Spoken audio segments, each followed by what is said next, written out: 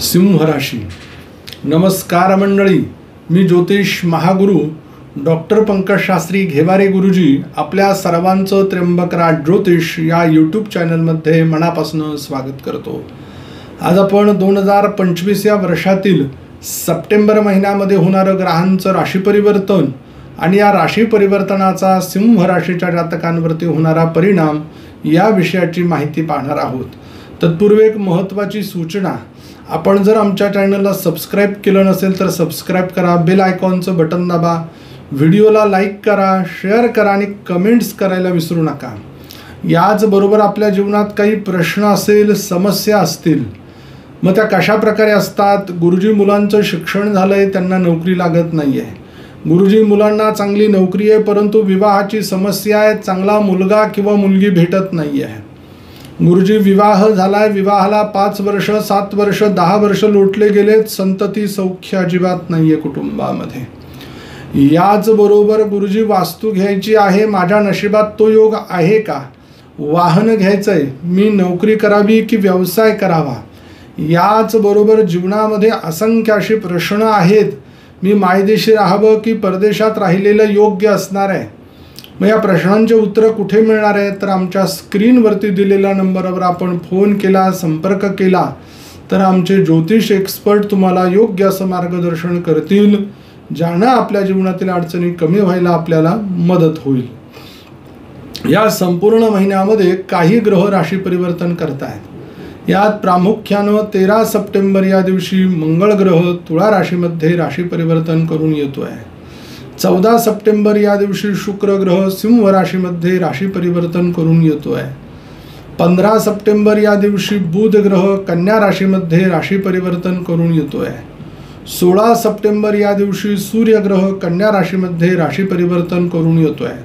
मग या राशी परिवर्तनाचे नेमके काय फल आपल्याला मिळणार आहेत. सिंह राशी प्रथम स्थान, ज्याला आपण तनुभाव लग्नभाव असं म्हणतो. मग या प्रथम स्थानामध्ये लग्नेश हा लग्नामध्येच 16 सप्टेंबरपर्यंत विराजमान आहे. नंतर तो कन्या राशीमध्ये बुधादित्य नावाच्या राजयोगामध्ये जाणार आहे. म्हणजेच काय, तर लग्नातही चांगले फलं देणारा आहे आणि धनातही चांगले फलं देणारा आहे. सरकार दरबारी अडकलेल्या कामांना गती प्राप्त होणार आहे. सरकारी नोकरी दिली असेल तर त्यामध्ये यशस्वी म्हणून असा रिझल्ट तुम्हाला प्राप्त होऊ शकतो. परिवारातील एखाद्या सदस्याला सरकारी नोकरी लागण्याचा योग आहे. याचबरोबर काही कोर्टाचे केसेसचे कामं आपले पेंडिंग असतील, पडून असतील, किंवा ज्या कामांना कुठल्याही प्रकारची गती मिळत नाही आहे, जे काम अगदी हातातोंडाशी आलेला घास आपला दूर होतोय, ते कामं या महिन्याच्या आरंभी किंवा काम मध्यावरती परिपूर्ण होऊ शकतील, अशी ग्रहांची स्थिती आहे. द्वितीय स्थान, इथे बुध ग्रह या राशीचा स्वामी आहे आणि तो स्वतः 15 सप्टेंबरला राशी परिवर्तन करून लग्नातनं द्वितीय स्थानामध्ये आलेला आहे. आता धनेश धनस्थानात आणि त्याला जोडीला जर सूर्यनारायण आले तर आर्थिकतेची आवक ही भरमसाठ असणार आहे. खर्चाचं प्रमाण या महिन्यामध्ये कमी असेल परंतु आवक ही जास्त असणार आहे. आलेल्या पैशाचं नियोजन, आलेल्या पैशाचं खऱ्या अर्थानं उपयोग कसा करायचा, मग शेतीवाडी जमीन घेणं असेल किंवा बँकेत ठेवणं असेल किंवा सोनं खरेदी असेल, अशा काहीतरी चांगल्या गोष्टी ठरवा की जेणेकरून तुम्हाला ते पैसे अटकवता आले पाहिजे आणि भविष्याचा विचार करता आला पाहिजे. परिवारामध्ये आनंदाचं खेळीमेळीचं वातावरण असणार आहे. तृतीय स्थान, या स्थानाला पराक्रमाचं स्थान म्हणतात. मग या स्थानाचा स्वामी शुक्र हा व्ययस्थानातनं लग्नस्थानामध्ये येतो आहे 14 सप्टेंबर या दिवशी. मग पराक्रम स्थानातला ग्रह ज्या वेळेला व्ययात आहे तर मी तुम्हाला सांगेल, जे काही पूर्वीचं जुनं एखादा व्यवसायातला विषय असेल किंवा काहीही असेल किंवा नवीन व्यवसाय सुरू करायचा असेल, नवीन भांडवल त्यात टाकायचं असेल तर 14 सप्टेंबरपर्यंत टाकू नका.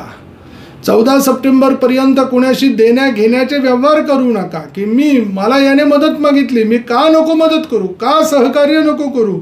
ते तुमच्या अंगलट आल्याशिवाय राहणार नाही अशी तुम्हाला जाणवेल.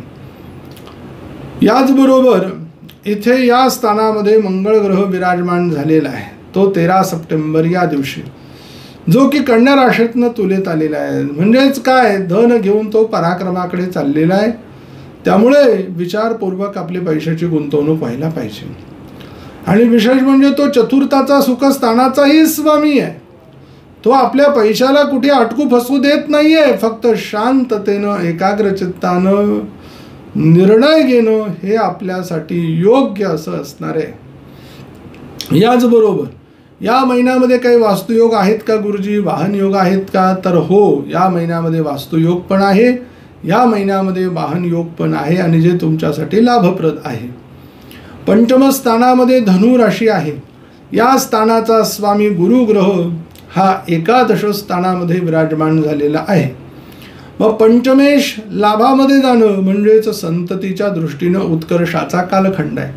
ज्या जातकांना संतती नाही आहे, ज्या जातकांना संतती होण्याच्यासाठी काही अडथळे येत आहे, मग ते शारीरिक असतील किंवा मग ते दैवी उपायाचे असतील, तर मग या महिन्यामध्ये त्या दृष्टीनं चांगल्या डॉक्टरांचं घेतलेलं मार्गदर्शन हे लाभप्रद आहे आणि तुम्हाला इष्टदेवतेची कृपा प्राप्त करून देणारं आहे. ही गोष्ट विशेष आहे.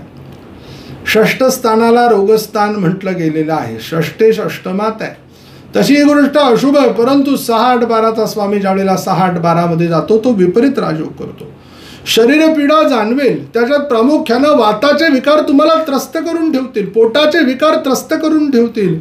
अशा वेळेला आपण ज्या पदार्थांनी शरीरामध्ये वात तयार होतो असे पदार्थ शक्यतो खाणे टाळावे. मातुल घराण्यातील व्यक्तीबरोबर वादाचे प्रसंग निर्माण होतील. देण्या घेण्याच्या वादातनं भांडणाचे प्रसंग निर्माण होतील. अशा वेळेला आपण जर पैशाचा व्यवहार करतोय, स्वतःच्या हिमतीवर करा. परिवारातील कुठल्याही सदस्याला मध्यस्थी घेऊ नका. सप्तम स्थानाला हा वैवाहिक सुखाचं स्थान म्हटलं गेलेलं आहे. सप्तमेश अष्टमात आहे. लग्न करत असताना, लग्न जुळवत असताना मी सांगेल डोळे झाकून कोणावर विश्वास ठेवू नका. तू सांगतोय म्हणून मी उभा राहतोय असं अजिबात नाही. स्वतः जा, स्वतः भेटा, पारखा, बोला. काही चुकी वाटली तर त्यांना तिथेच थांबवा आणि आपला मार्ग मोकळा करून घ्या. बऱ्याच वेळेला सप्तमी अष्टमात असताना विवाह जमवताना फसवणूक होते, विवाह जमवताना अडचणी येतात, पार्टनरशिपमध्ये धोका होतो, पार्टनरशिपमध्ये फसवणूक होते. त्याच्यामुळे आपण त्रासाला सामोरे जातो. नाही होऊ द्यायचं ना आधी असं. मग आधी ते बघा, विचार करा आणि पुढे चला. हे विसरता कामा नये. अष्टम स्थानामध्ये शनी आहे. या स्थानाचा स्वामी गुरु ग्रह हा एकादश स्थानात गेला. अष्टमेश लाभात. अचानक धनप्राप्तीचे योग, शेअर मार्केट आहे, लॉटरीचं तिकीट आहे, नवे नवे अजून काही ज्या लाभाच्या गोष्टींचा विचार आहे तो इथनं होतो. पूर्व पिढीचा जर काही जमीन असेल तर ती मिळण्याचा योग तुमच्यासाठी उत्तम आलेला आहे. जमिनीचे वाटे सुद्धा या महिन्यामध्ये होऊ शकतात. जमीन वाटप या महिन्यात होऊ शकते. भाग्यस्थानामध्ये मंगळाची मेष रास आहे आणि त्या राशीचा स्वामी मंगळ ग्रह हा 13 सप्टेंबरला द्वितीयातनं तृतीयात म्हणजे पराक्रम स्थानाकडे जातो आहे. द्वितीय तृतीयामध्ये. मग भाग्येश ज्या वेळेला धनस्थानामध्ये आहे तर परदेशातनं धनप्राप्तीचे योग आहे, पर राज्यात जाऊन नोकरी करण्याचे योग आहे, पर राज्यात जाऊन व्यवसाय करण्याचे योग आहे, व्यवसायाचं विस्तारीकरण करण्याचे योग. आणि ज्या वेळेला तो पराक्रमामध्ये येईल, कोणाच्याही मदतीची गरज सिंह राशीच्या तुमच्या लोकांसाठी नाही. ही तुमच्यासाठी अत्यंत त्रासावह. आता थोडा जो काही कालखंड चालू द्या, परंतु त्याकडे दुर्लक्ष करा आणि आपल्या कामाला स्वतःच्या गती प्राप्त करून द्या. दशम स्थानामध्ये वृषभ रास आहे.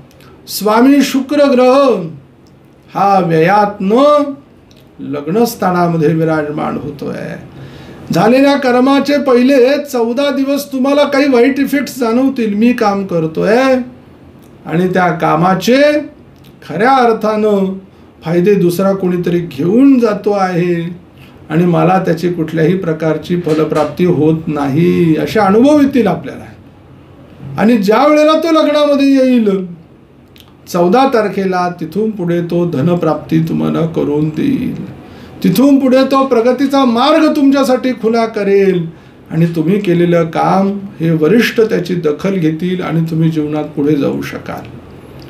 एकादश स्थानामध्ये मिथुन रास आहे. याचा जो स्वामी आहे बुध ग्रह, हा 15 सप्टेंबरला सिंह राशीतनं कन्या राशीमध्ये राशी परिवर्तन करून जातो आहे. मग लाभेश जाणवत आहे. मिळालेल्या लाभाचं धनस्वरूपात रूपांतर आहे. अगदी कोणीही जरी आता तुमच्या या आर्थिकतेच्या व्यवहारामध्ये तुम्हाला मागे पाडण्याचा प्रयत्न करत असेल तरीही तुम्ही मागे जाऊ शकत नाही. व्ययस्थान या महिन्यामध्ये खर्च कमी आणि आनंद जास्त आहे. सिंह राशीच्या जातकांसाठी शुभ अंक 9 आहे. शुभ रंग लाल आहे. कुठल्या दिवशी चांगले कामं कराल? 18 तारीख, 19 तारीख, 20 तारीख आणि 21 तारीख आहे. अशुभ दिवस कोणते? ज्या दिवशी चांगल्या कामांना आपल्या गती मिळणार नाही आहे. 3 तारीख आहे, 4 तारीख आहे, 5 तारीख आहे, 6 तारीख आहे आणि 7 तारीख आहे. आपल्याला एक मंत्र देतो, त्या मंत्राचा आपण जप करा. त्यानं पत्रिकेतील अशुभत्व कमी होईल आणि शुभत्व प्राप्त होईल. मंत्र आहे ओम कल्याणाय नमः. या मंत्राचा आपण जप करायचा आहे.